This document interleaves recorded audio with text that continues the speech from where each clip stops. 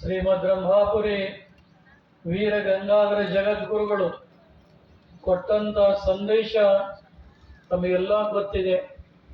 ಇವತ್ತಿನ ದಿನಮಾನಗಳಲ್ಲಿ ನೋಡ್ತಾ ಇದ್ದೀವಿ, ಅವರವರ ಧರ್ಮಕ್ಕೆ, ಅವರವರ ಜಾತಿ ಜನಾಂಗಕ್ಕೆ ಒಳ್ಳೆಯದಾಗಲಿ ಅಂತ ಹೇಳೋರು ಬಹಳ ಜನ.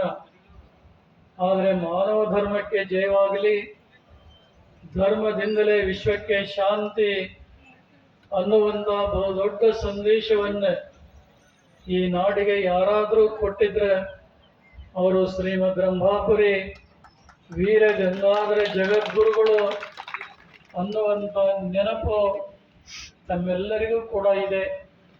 ಅಂತ ಪರಮ ಪೂಜ್ಯ ಜಗದ್ಗುರುಗಳು ಒಂದು ಮಾತನ್ನು ಅವ್ರು ಹೇಳ್ತಾ ಇದೆ. ಏನು ಅಂದರೆ, ವಿಜ್ಞಾನ, ನಾಗರಿಕತೆ ಮತ್ತು ರಾಜಕೀಯ ಸಬಲ ಸಂಘರ್ಷದಲ್ಲಿ ಧರ್ಮ ಎಂದೂ ಎಲ್ಲಿಯೂ ನಾಶವಾಗದಿರಲಿ ಅಂತ ನಾವೆಲ್ಲ ಇವತ್ತು ವಿಜ್ಞಾನ ಯುಗದಲ್ಲಿ ನಡೀತಾ ಇದ್ದೇವೆ. ವಿಜ್ಞಾನ ಇಲ್ಲದೇ ಇದ್ರೆ ದೇಶದ ಪ್ರಗತಿ, ಮಾನವನ ಕಲ್ಯಾಣ ಆಗಲಿಕ್ಕೆ ಸಾಧ್ಯ ಇಲ್ಲ. ಅಡಿಗಡಿಗೆ, ಕ್ಷಣ ಕ್ಷಣಕ್ಕೆ ವಿಜ್ಞಾನದ ಪ್ರಯೋಜನವನ್ನು ನಾವೆಲ್ಲ ಪಡಿತಾ ಇದ್ದೇವೆ.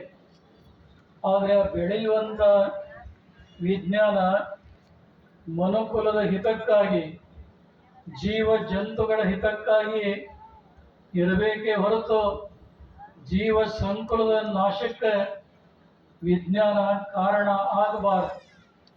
ಇವತ್ತು ಬೆಳೆದಿರುವಂಥ ವಿಜ್ಞಾನದಿಂದ ಎಷ್ಟೋ ವಿಧ್ವಂಸಕ ಕೃತ್ಯಗಳು, ಭಯೋತ್ಪಾದನೆಗಳು ನಡೀತಾ ಇರೋದನ್ನು ಅವೆಲ್ಲ ನೋಡ್ತಾ ಇದ್ದೇವೆ.